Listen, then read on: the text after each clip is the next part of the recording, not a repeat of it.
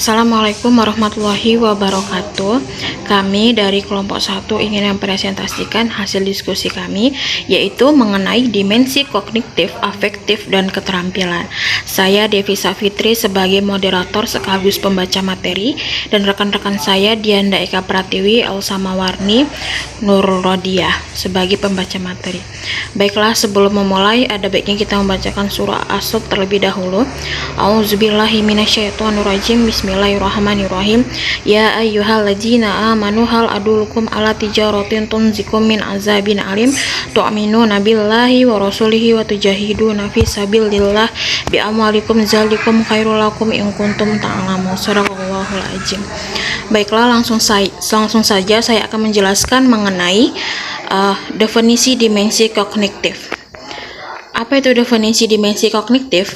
Perkembangan kognitif merupakan suatu perkembangan yang sangat komprehensif, yaitu berkaitan dengan kemampuan berpikir, seperti kemampuan bernalar, mengingat, menghafal, memecahkan masalah-masalah nyata, beride, dan kreativitas. Perkembangan kognitif ini memberikan pengaruh terhadap perkembangan mental dan emosional anak serta kemampuan berbahasa. Sikap dan tindakan anak juga berkaitan dengan kemampuan berpikir anak. Sehingga perkembangan kognitif itu dapat dikatakan sebagai kunci daripada perkembangan-perkembangan yang bersifat non-fisik. Selanjutnya akan dijelaskan oleh rekan saya. Assalamualaikum warahmatullahi wabarakatuh. Perkenalkan, nama saya Dianda Eka Pratiwi dengan NPM 2014344050. Baik, di sini saya akan melanjutkan dari rekan saya. Dimensi karakteristik perkembangan kognitif. 1. Dapat memahami konsep makna yang berlawan seperti kosong penuh, ringan berat, atas bawah, dan sebagainya. Kedua, dapat memadankan bentuk geometri atau lingkaran, persegi, dan segitiga dengan objek nyata atau melalui visualisasi gambar. Ketiga, dapat menumpuk balok atau gelang-gelang sesuai ukurannya secara berurutan. Keempat, dapat mengelompokkan benda yang memiliki persamaan warna, bentuk, dan ukuran.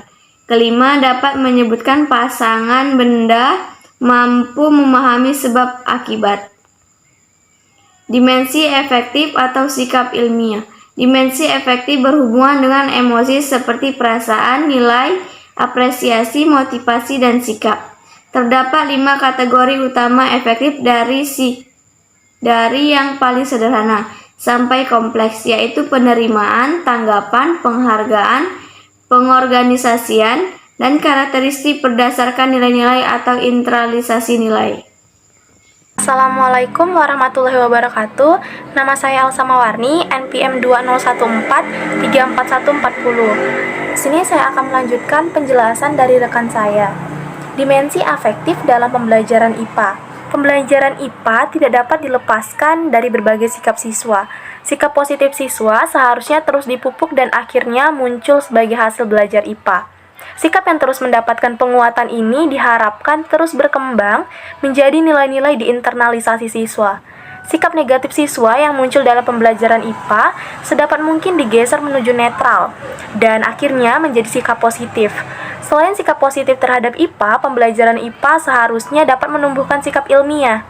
Sesuai perannya, sekolah juga bertanggung jawab untuk mengembangkan nilai-nilai dan sikap-sikap ilmiah saat mempersiapkan generasi muda untuk hidup di luar lingkungan. C. Dimensi keterampilan psikomotorik ilmiah. Menurut Nasution, tahun 2012, ranah psikomotorik kurang mendapat perhatian para pendidik dibandingkan dengan kedua ranah lainnya. Akhir-akhir ini, gerakan kesehatan dan kesegaran fisik dan mental kembali memusatkan perhatian kepada ranah psikomotorik ini. Keenam tingkatan berkisar antara gerak refleks sebagai tingkatan yang paling rendah sampai gerakan ekspresif dan interpretatif pada tingkat yang paling tinggi. Singkatnya, psikomotorik ini berhubungan dengan gerak sengaja yang dikendalikan oleh aktivitas otak. Perkenalkan, nama saya Nurul Rodiah dengan NPM 2014344151. Saya akan melanjutkan presentasi dari teman saya. Garis besar ranah psikomotorik. Gerak refleksi. Gerak refleksi adalah gerak dasar yang fundamental yang meliputi gerak lokomotor, gerak non-lokomotor, dan gerak manipulatif. Keterampilan perseptual meliputi diskriminasi kinestik, diskriminasi visual, diskriminasi audiotoris, diskriminasi taktil, keterampilan perseptual yang terkoordinasi. Keterampilan fisik meliputi ketahanan, kekuatan, kelenturan, dan kelincahan. Gerakan terampil meliputi keterampilan adaptif yang sederhana, keterampilan adaptif gabungan, keterampilan adaptif yang kompleks, komunikasi non-diskursif atau hubungan tanpa bahasa, melainkan melalui gerakan, meliputi gerak ekspresif, gerak interpretatif. Dimensi psikomotorik dalam pembelajaran IPA. Psikomotorik berhubungan dengan gerakan sengaja yang dikendalikan oleh aktivitas otak. Dimensi psikomotorik umumnya berupa keterampilan yang memerlukan koordinasi otak dengan beberapa otot.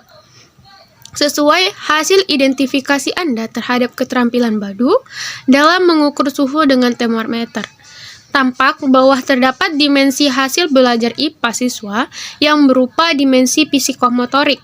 Contoh lain dimensi psikomotorik pembelajaran IPA SD antara lain mengukur panjang kecambah, mengukur gaya yang diperlukan untuk menggerakkan sebuah benda, mengeset sebuah percobaan untuk membandingkan gaya kuasa dengan gaya beban, dan lain-lain. Sekian penjelasan dari saya. Apabila ada kekurangan, saya mohon maaf. Sekian presentasi dari kami kelompok 1. Kurang dan lebihnya saya mohon maaf. Wabillahi taufiq wal hidayah. Wassalamualaikum warahmatullahi wabarakatuh. Terima kasih.